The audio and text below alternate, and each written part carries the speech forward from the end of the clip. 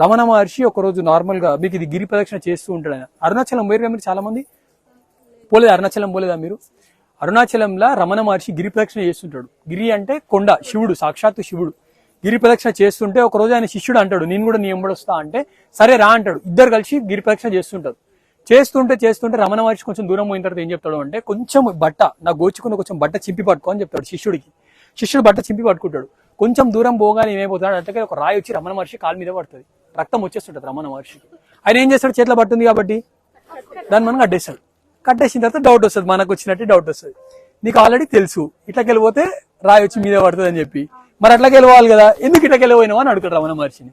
రమణ మహర్షి ఏం చెప్తాడు అని అంటే, ఈ జన్మ నేను ఎత్తిన, గత జన్మలో ఏదో పాపం చేసింటాను నేను, ఇప్పుడు నేనేం చేయాలి, కర్మ అనుభవించాలి.